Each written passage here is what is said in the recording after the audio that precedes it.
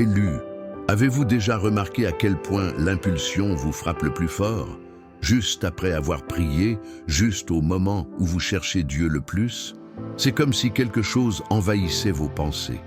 Vous ne le voulez même pas, mais cela continue de vous attirer.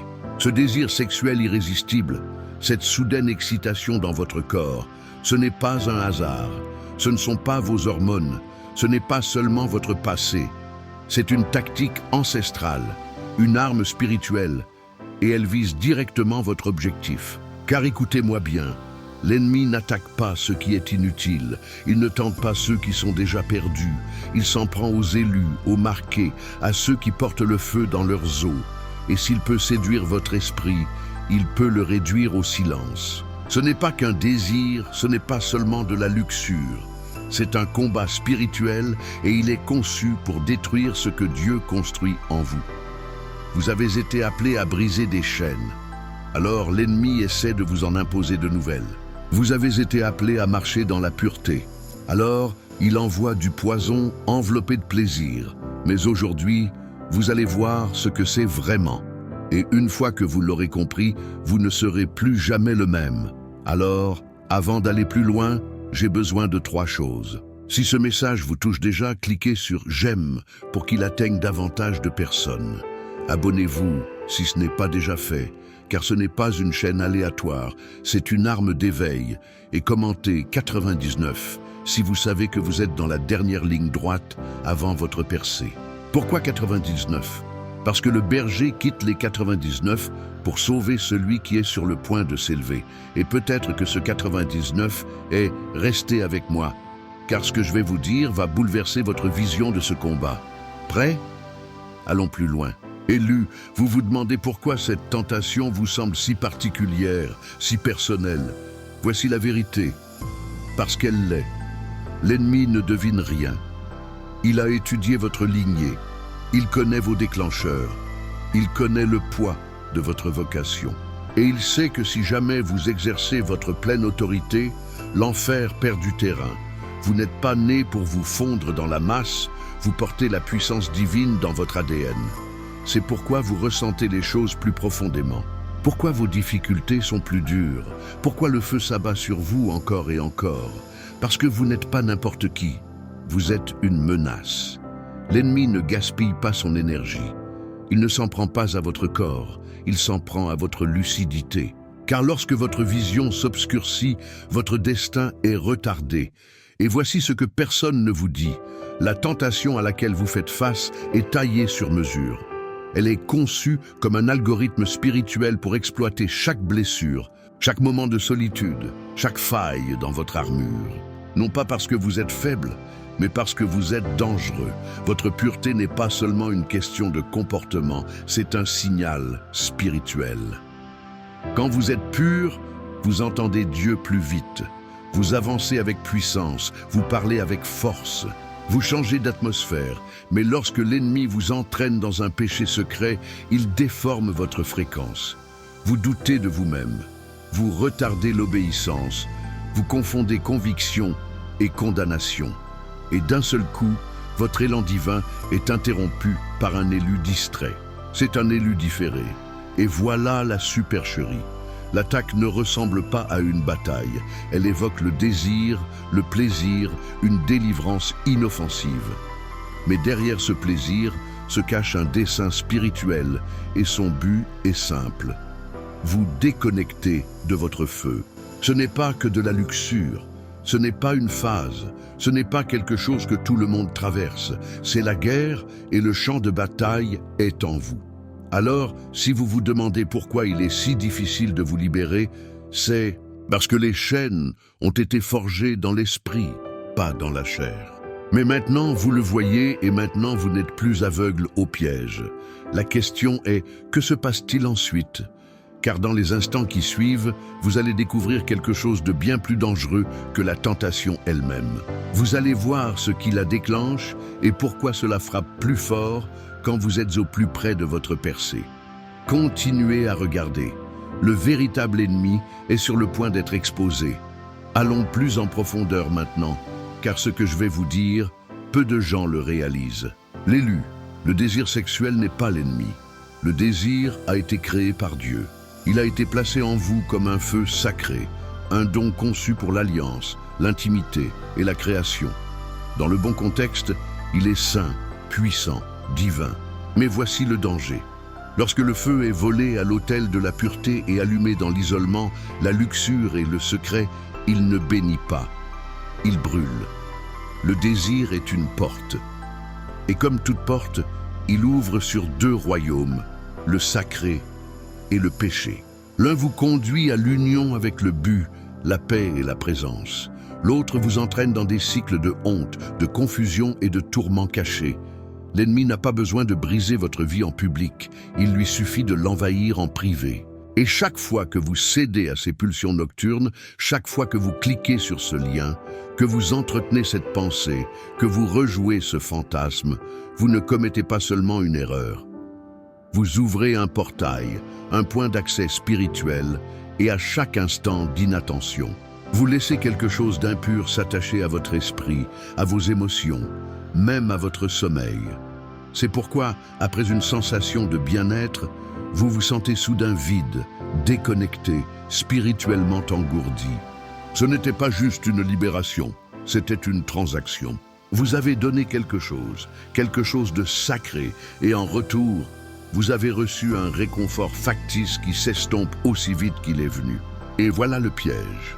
Vous vous dites, c'est la dernière fois. Mais à chaque fois que vous cédez, le désir s'assombrit, les pensées s'enveniment et la culpabilité s'alourdit jusqu'à ce que vous commenciez à vous demander la liberté est-elle seulement possible. Mais voici la vérité que la plupart des gens n'entendent jamais. Vous n'êtes pas brisé, vous êtes en guerre. Et cette guerre n'est pas de détruire votre désir, mais de le racheter. Car lorsque vos désirs sont purifiés, ils deviennent une arme pour Dieu, non contre lui. Imaginez ceci, une version de vous-même animée du même feu, mais sous l'autorité divine, dirigée avec clarté, animée par un objectif sans honte, inébranlable. Cette version de vous-même existe déjà dans le plan de Dieu, mais vous devez vous battre pour l'obtenir. Et avant d'aller plus loin, laissez-moi vous poser une question. Et si ce que vous considérez comme votre faiblesse était en réalité votre terrain d'entraînement? Et si le désir même qui vous tourmente maintenant était destiné à se transformer en un manteau spirituel libérateur pour les autres? Car dans la partie suivante, vous allez découvrir pourquoi les attaques s'intensifient, juste avant le niveau suivant. Et pourquoi l'ennemi se fiche de votre passé? Il est terrifié par votre avenir.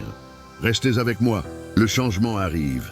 Élu, vous êtes-vous déjà demandé pourquoi la lutte s'intensifie? Dès que vous vous rapprochez de Dieu, vous le sentez, n'est-ce pas? Dès que vous décidez de jeûner, l'envie vous prend. Dès que vous avez une révélation, vous êtes soudain plus tenté que jamais. Après avoir parlé avec foi, après avoir prié avec ardeur, après avoir dit « cette fois, c'est fini pour de bon », la tentation vous submerge. Ce n'est pas une coïncidence. Ce n'est pas votre imagination, c'est de l'interférence. L'ennemi n'attaque pas quand vous êtes immobile. Il attend que vous avanciez. Il attend que l'élan prenne, car il sait que vous êtes sur le point de passer au niveau supérieur. Il sent quand le ciel prépare quelque chose. Il entend quand les anges sont envoyés. Il ressent le poids de ce qui vous attend. Alors, que fait-il? Il lance son arme la plus familière, la chair. Car s'il peut vous piéger là, il peut vous empêcher d'accéder à l'au-delà.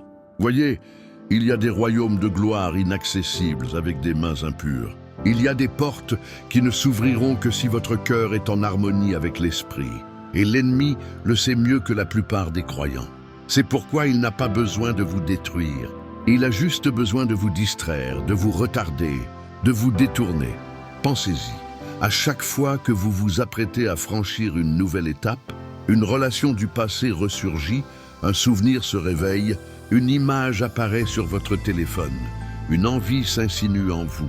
Non pas parce que vous échouez, mais parce que vous êtes à la limite de quelque chose de sacré. Écoutez attentivement. La guerre est plus bruyante lorsque le ciel est plus proche. La bataille fait rage, juste avant la percée, juste avant la bénédiction, juste avant le changement. Et voici la partie que personne ne voit. Tandis que vous luttez contre la tentation, un mouvement se produit dans l'invisible. Des démons sont chargés de vous retarder. des missions conçues pour vous embrouiller. Tout cela parce que vous êtes sur le point de déverrouiller quelque chose d'éternel. Vous pensez que ce n'est qu'un autre moment de faiblesse, mais spirituellement, vous êtes à la porte de votre prochaine dimension. Et si l'ennemi peut vous maintenir dans la honte, s'il peut vous convaincre que vous êtes trop sale, si vous êtes trop loin, vous n'atteindrez même pas cette porte. Il ne craint pas votre passé, il craint votre devenir. Car lorsque vous traverserez la frontière, vous ne vivrez pas seulement libre. Vous commencerez à libérer les autres et c'est ce qui le terrifie le plus. La question est donc, allez-vous céder au piège ou surmonter la tension? Parce que dans le prochain segment, vous découvrirez ce qui alimente réellement votre feu intérieur et pourquoi la plupart des élus continuent de chuter même lorsqu'ils cherchent désespérément à s'élever. Vous êtes plus proche que vous ne le pensez, mais seuls les éveillés surmonteront ce qui vous attend. Écoutez attentivement, élus, car le mensonge s'arrête ici. L'ennemi vous l'a murmuré assez longtemps. Vous êtes trop brisé, vous êtes trop loin. Si vous étiez vraiment élu, vous ne souffririez pas ainsi. Mais voici la vérité. Tu n'es pas faible, tu es dangereux. L'attaque n'est pas une preuve d'échec, c'est la preuve de ton onction. Crois-tu que les ténèbres perdent leur temps à poursuivre quelqu'un sans avenir? Crois-tu vraiment que l'enfer enverrait des renforts à quelqu'un qui ne représente aucune menace? La tentation ne signifie pas que tu échoues, elle signifie que tu es vu. Tu as été repéré dans l'esprit, marqué, traqué, surveillé. Car ce qui est en toi a du poids. Le ciel a placé quelque chose sur ta vie que l'enfer ne peut ignorer. Alors chaque pensée qui te disait « je dois être brisé parce que je lutte encore », rejette-la. Cette lutte n'est pas ton identité, c'est ta preuve. La preuve que tu portes en toi quelque chose que l'enfer redoute. Laisse-moi te demander, as-tu déjà remarqué à quel point ce combat semble taillé sur mesure pour ton âme? Tellement personnel, on dirait un piège. C'est vrai. L'ennemi étudie vos schémas, vos blessures, vos dons, et prépare la tempête parfaite, non pas pour vous vaincre, mais pour vous convaincre de vous vaincre vous-même.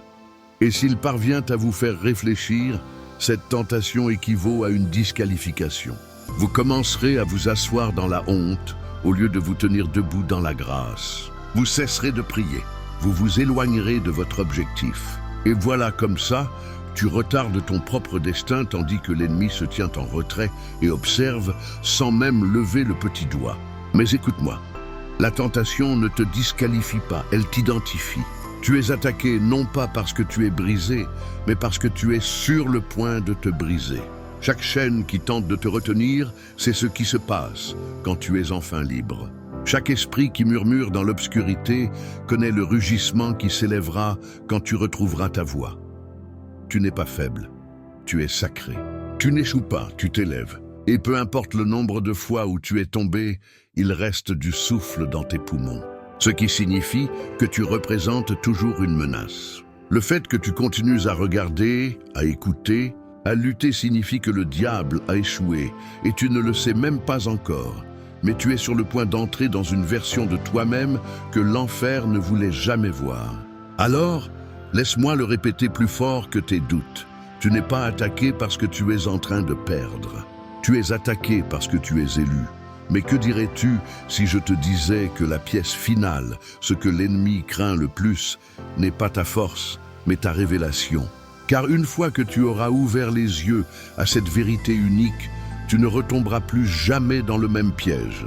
C'est ce qui arrive ensuite et cela va tout changer. Maintenant que tes yeux sont ouverts, il est temps de riposter. Mais écoute attentivement.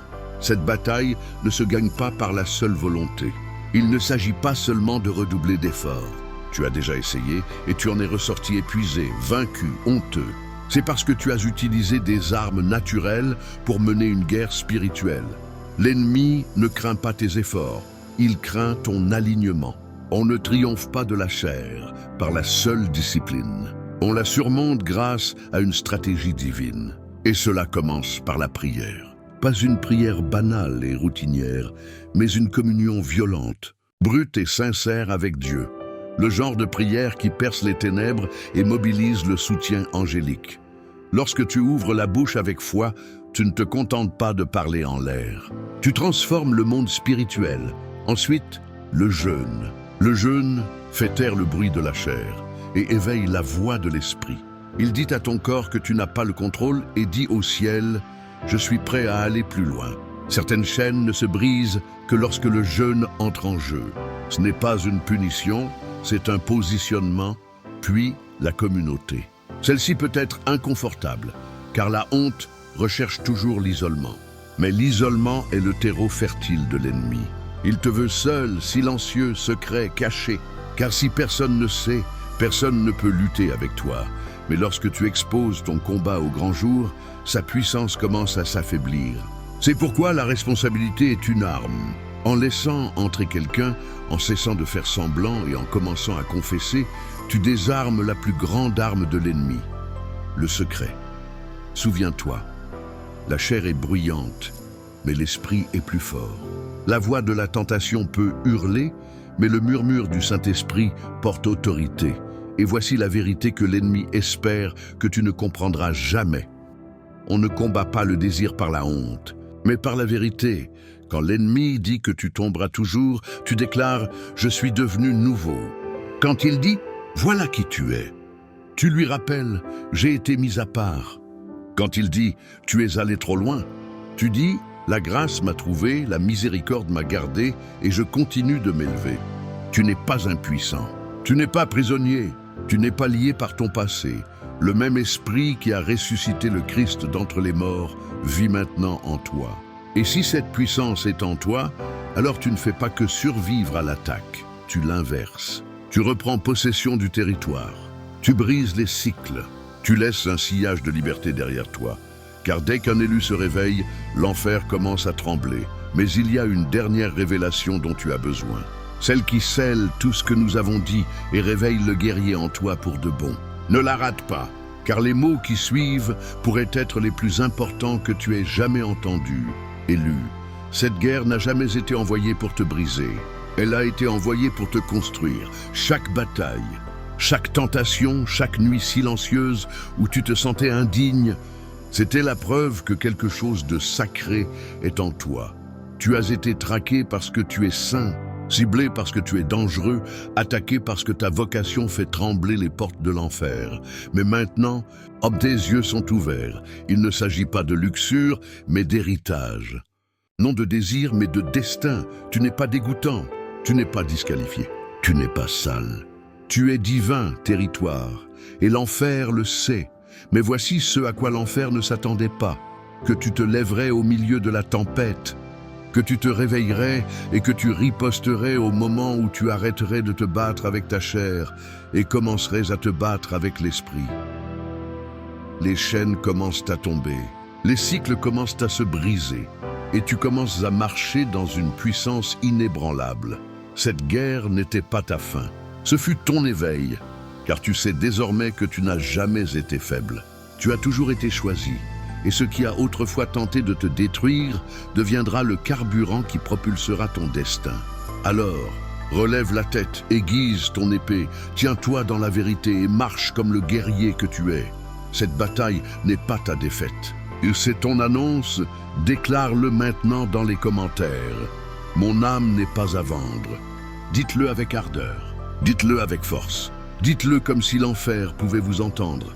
Et si ce message a ébranlé quelque chose en vous, aimez, abonnez-vous et envoyez ceci à toutes les âmes choisies que vous connaissez, car la guerre est réelle. Mais votre victoire l'est tout autant. C'est votre moment, votre éveil, votre ascension. Maintenant, allez et faites regretter à l'enfer le jour où il est venu vous chercher. Vous n'êtes pas attaqué parce que vous perdez. Vous êtes attaqué parce qu'il va pleuvoir.